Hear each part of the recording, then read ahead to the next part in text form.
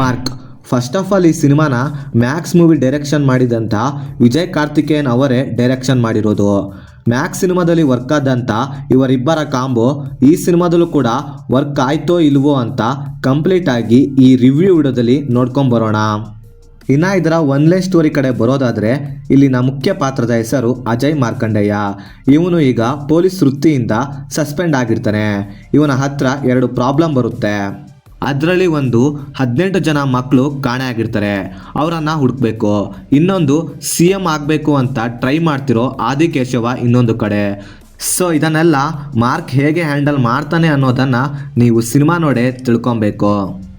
ಇನ್ನು ಇದರಲ್ಲಿ ನನಗೆ ಪಾಸಿಟಿವ್ ಅನಿಸಿದಂದರೆ ಇದರಲ್ಲಿ ಇರುವಂಥ ಸ್ಟೋರಿ ಹಾಗೆ ಅದರ ಪ್ರೆಸೆಂಟೇಷನ್ ಚೆನ್ನಾಗಿತ್ತು.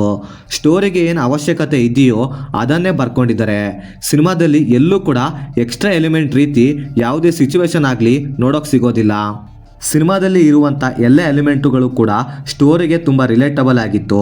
ಅದರಲ್ಲೂ ಸಾಂಗ್ಸ್ಗಳಾಗಿರ್ಬೋದು, ಆ್ಯಕ್ಷನ್ ಸೀನ್ಸ್ಗಳಾಗಿರ್ಬೋದು, ಸ್ಟೋರಿ ಜೊತೆಗೆ ರನ್ ಆಗೋದ್ರಿಂದ ಎಲ್ಲೂ ಕೂಡ ಅನ್ವಾಂಟೆಡ್ ಸೀನ್ಸ್ಗಳನ್ನು ತಂದು ತುರ್ಕಿಲ್ಲ. ಸೊ ಆದ್ದರಿಂದ ಸಿನಿಮಾ ಸ್ಟಾರ್ಟಿಂಗಿಂದ ಕೊನೆ ತನಕ ಸಸ್ಪೆನ್ಸ್ನ ಹೋಲ್ಡ್ ಮಾಡಿ ಇಂಟ್ರೆಸ್ಟ್ನ ಜಾಸ್ತಿ ಮಾಡುತ್ತೆ. ಇನ್ನು ಸಿನಿಮಾದಲ್ಲಿ ನನಗೆ ಮೇಯ್ನಾಗಿ ಆ್ಯಕ್ಷನ್ ಸೀನ್ಸ್ಗಳು ಸಖತ್ತಾಗಿ ವರ್ಕ್ ಆಯಿತು. ಸಿನಿಮಾದಲ್ಲಿ ಅಜಯ್ ಮಾರ್ಕಂಡೇಯ ಕ್ಯಾರೆಕ್ಟರ್ಗೆ ಕೊಟ್ಟಿರುವಂಥ ಬಿಲ್ಡಪ್ಗಳು ಸಖತ್ತಾಗಿತ್ತು. ಕೆಲವೊಂದು ಕಡೆ ಎಲಿವೇಷನ್ಸ್ಗಳು ಮಸ್ತಾಗಿ ವರ್ಕ್ ಆಗ್ತವೆ. ಅಂದರೆ ಸಿನಿಮಾದಲ್ಲಿ ಆ ಮಾರ್ಕ್ ಕ್ಯಾರೆಕ್ಟರ್ಗೆ ಕೊಟ್ಟಿರುವಂಥ ಎಲಿವೇಷನ್ಸ್ಗಳು ಚೆನ್ನಾಗಿತ್ತು.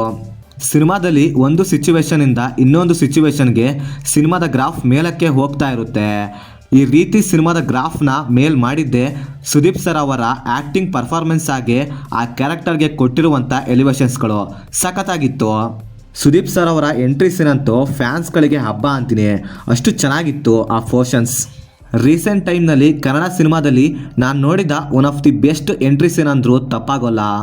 ನನಗಂತೂ ಪರ್ಸ್ನಲಿ ಸಿಕ್ಕಾಪಟ್ಟೆ ಇಷ್ಟ ಆಯಿತು ಆ ಎಂಟ್ರಿ ಸೀನು. ಇನ್ನು ಸಿನಿಮಾದಲ್ಲಿ ಇರುವಂಥ ಬ್ಯಾಕ್ಗ್ರೌಂಡ್ ಮ್ಯೂಸಿಕ್ ತುಂಬ ಚೆನ್ನಾಗಿತ್ತು. ಅದರಲ್ಲೂ ಕೆಲವೊಂದು ಕಡೆ ಬ್ಯಾಕ್ಗ್ರೌಂಡ್ ಮ್ಯೂಸಿಕ್ ಅಂತೂ ಅಲ್ಟಿಮೇಟ್ ಸೈಕ್ ಆಗಿದ್ದಾವೆ. ಕ್ಲೈಮ್ಯಾಕ್ಸಲ್ಲಿ ಒಂದು ಥೀಮ್ ಬರುತ್ತೆ ಗುರು, ಆ BGMನ ಕೇಳಿ ಕಳೆದೋಗೋದಂತೂ ಪಕ್ಕ, ಆ ರೇಂಜಿಗಿದೆ ಮಾತ್ರ. ಇನ್ನು ನೆಗೆಟಿವ್ಸ್ ಕಡೆ ಬರೋದಾದರೆ ಯಾಕೋ ಗೊತ್ತಿಲ್ಲ, ಸಿನಿಮಾದ ಸ್ಟೋರಿಗೆ ಏನೆಲ್ಲ ಬೇಕೋ ಆ ಎಲ್ಲ ಎಲಿಮೆಂಟ್ ಸಿನಿಮಾದಲ್ಲಿ ಇದ್ದಾವೆ.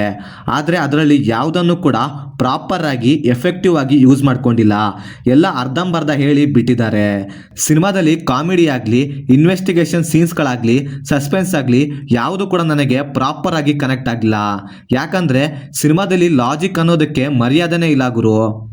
ಒಂದು ನಾರ್ಮಲ್ ಇನ್ವೆಸ್ಟಿಗೇಷನ್ ಥ್ರಿಲ್ಲರ್ ಮೂವಿಯಲ್ಲಿ ಮೇಯ್ನಾಗಿ ಬೇಕಿದ್ದೆ ಲಾಜಿಕ್, ಆದರೆ ಇದರಲ್ಲಿ ಅದೇ ಇಲ್ಲ. ಸೊ ಅದೇ ಮೇಯ್ನ್ ಪ್ರಾಬ್ಲಮ್ ಆಗಿದ್ದು. ಇದು ನಾರ್ಮಲ್ ಆಡಿಯನ್ಸ್ಗಳಿಗೆ ಬಹಳ ಬೇಗ ಕನೆಕ್ಟ್ ಆಗುತ್ತೆ, ಆದರೆ ರಿಮೈನಿಂಗ್ ಆಡಿಯನ್ಸ್ಗಳಿಗೆ ಕನೆಕ್ಟ್ ಆಗೋದು ಸ್ವಲ್ಪ ಕಷ್ಟ. ಇನ್ನು ಓವರಾಲ್ ಆಗಿ ಸಿನಿಮಾ ಹೇಗುಂಟು ಅಂತ ಹೇಳೋದಾದರೆ ಓಕೆ, ನೋಡ್ಬೋದು. ನಿಮಗೇನಾದರೂ ಮ್ಯಾಕ್ಸ್ ಮೂವಿ ಇಷ್ಟವಾಗಿದ್ದರೆ ಈ ಸಿನಿಮಾನೂ ಕೂಡ ಇಷ್ಟವಾಗುತ್ತೆ. ಅದರಲ್ಲೂ ಮೇಯ್ನಾಗಿ ಇನ್ವೆಸ್ಟಿಗೇಷನ್ ಮೂವೀಸ್ಗಳನ್ನು ಇಷ್ಟಪಡೋರಿಗೆ ಈ ಸಿನಿಮಾ ತುಂಬ ಚೆನ್ನಾಗಿ ವರ್ಕ್ ಆಗಬಹುದು. ಇನ್ನು ಸಿನಿಮಾನ ಫ್ಯಾಮಿಲಿ ಜೊತೆ ನೋಡ್ಬೋದಾ ಅಂದರೆ ಎಸ್ ನೋಡ್ಬೋದು, ಯಾವುದೇ ಬ್ಯಾಡ್ ಸೀನ್ಸ್ ಇರೋದಿಲ್ಲ. ಸೊ ಇದಾಗಿತ್ತು ಫ್ರೆಂಡ್ಸ್ ಮಾರ್ಕ್ ಮೂವಿ ನೋಡಿದಾದ್ಮೇಲೆ ನನಗನ್ಸಿದಂತಹ ಒಪಿನಿಯನ್.